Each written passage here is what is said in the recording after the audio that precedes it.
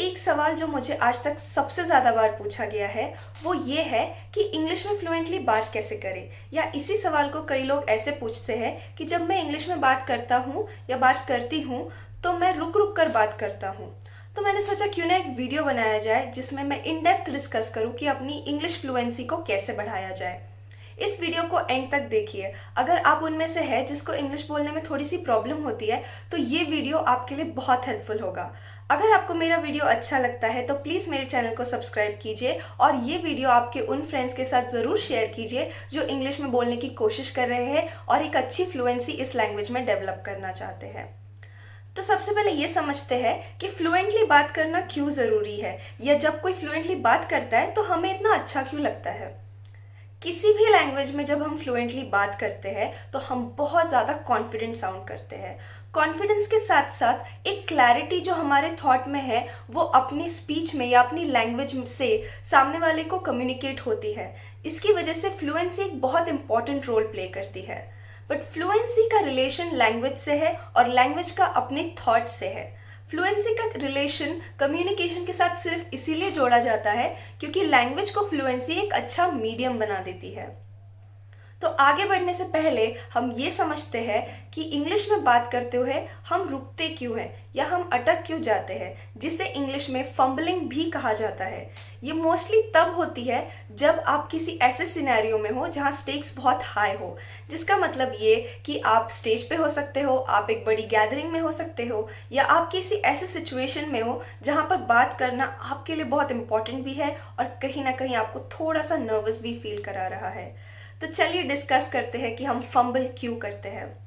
Fumble करने का सबसे पहला रीज़न ये है कि हम अपने माइंड में अपनी नेटिव लैंग्वेज यानी अपनी जो मदर टंग है, अपनी मातृभाषा है, उसमें सोचते हैं और जब बात करते हैं तो इंग्लिश में बात करना चाहते हैं। यहाँ पर दो चीज़ें हैं। पहली चीज़ ये है कि आप सपोज एग्जाम्पल के तौर पर मेरी मदर टंग मराठी है, अगर मैं मराठी में सोच रही हूँ तो मराठी में मेरी सोचने की स्पीड अलग है, और अगर मैं इंग्लिश में बोल रही हूँ तो मेरी इंग्लिश में बोलने की स्पीड अलग है, जिसकी वजह से एक डिस्टर्बेंस क्रिएट होता है दो अलग स्पीड्स में और हम मैच नहीं कर पाते। तो इसका सबसे पहला सोल्यूशन ये है कि आप जिस लैंग्वेज में बात करने की कोशिश कर रहे हैं, जो कि है इंग्लिश, तो ट्राई कीजिए कि बोलने से पहले आप इंग्लिश में ही सोचें। आई नो कि जब हम हमारे मदर टंग में सोचने की आदत होती है तो किसी न्यू लैंग्वेज में सोचना बहुत डिफ़िकल्ट होता है, लेकिन अगर आप ट्राई करेंगे तो आप ज़रूर से उस लैंग्वेज में सोच पाएंगे। जैसे मैं 3 लैंग्वेजेस बहुत अच्छे से बोल सकती हूँ, मराठी, हिंदी और इंग्लिश। जब मुझे कोई चीज़ मराठी में प्रेजेंट करनी हो तो मैं अपनी स्क्रिप्ट या फिर अपने माइंड में जो खुद को सिखा रही हूँ या काउंसल कर रही हूँ वो मराठी में करती हूँ। जैसे ये वीडियो हिंदी में बना रही हूँ तो इससे पहले मैंने जो कुछ भी इस वीडियो के बारे में सोचा मैंने हिंदी में सोचा। सिंपली अगर मैं इंग्लिश में ये वीडियो बनाती तो मेरी सारी थॉट प्रोसेस इंग्लिश में होती।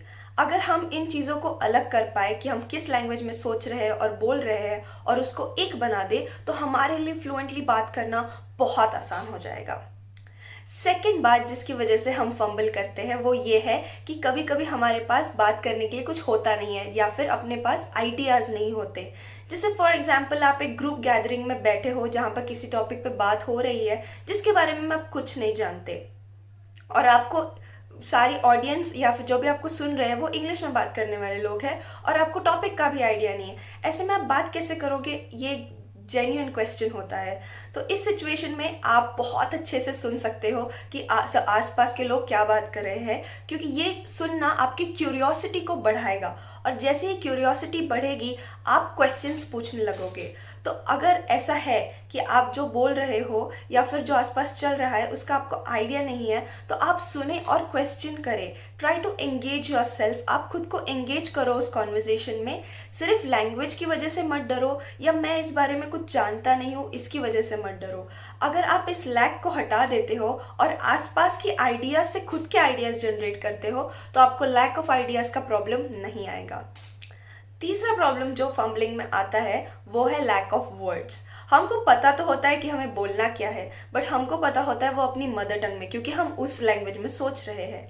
हमको नहीं पता उसके लिए इंग्लिश वर्ड क्या है, या फिर हमें आदत नहीं है इतना ज़्यादा इंग्लिश यूज़ करने की, जिसकी वजह से यहाँ पे प्रॉब्लम आता है प्रैक्टिस की।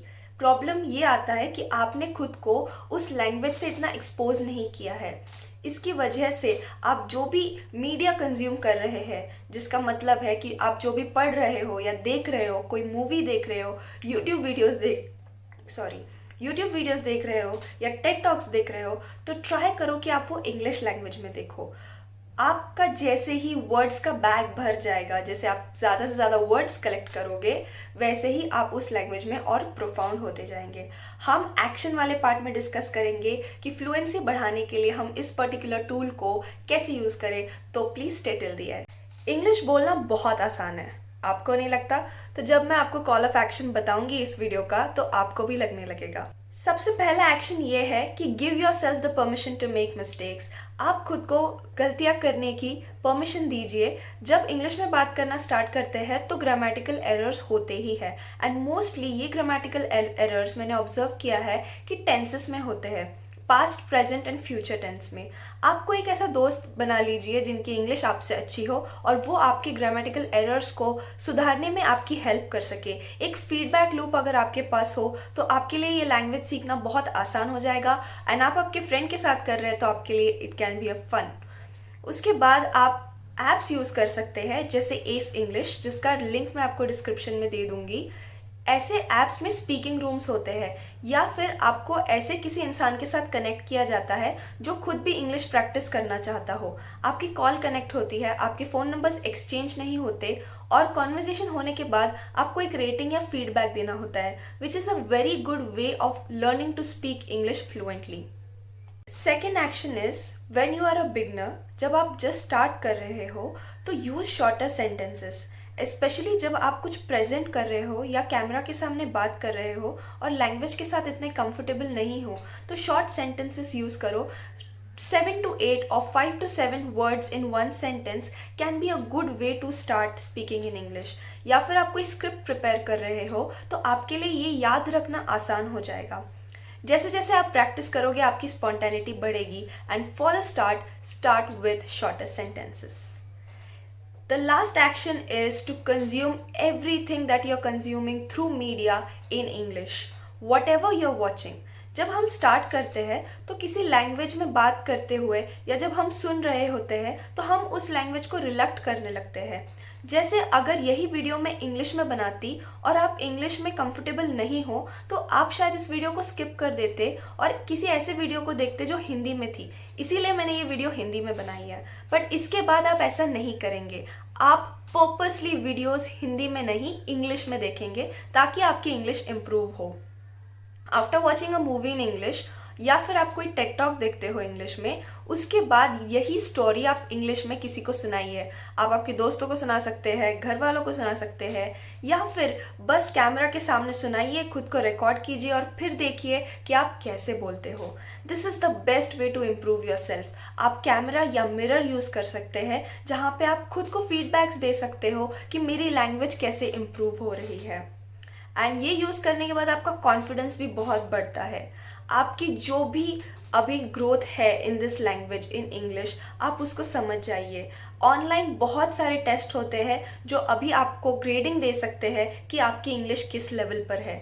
सारे कॉल ऑफ एक्शंस को प्रैक्टिस कीजिए और उसके बाद देखिए ये टेस्ट देकर कि आपकी लैंग्वेज किस लेवल पर जाएगी। मैं डिस्क्रिप्शन बॉक्स में कुछ ऐसे फ्री टेस्ट लिंक्स भी दे दूंगी जहाँ पर आप आपकी स्पोकन इंग्लिश या फिर आपके इन जनरल इंग्लिश अंडरस्टैंडिंग को इवैल्यूएट भी कर सकते हैं। Thank you and have a nice day. मुझे ज़रूर बताइए कि ये वीडियो आपको कैसा लगा।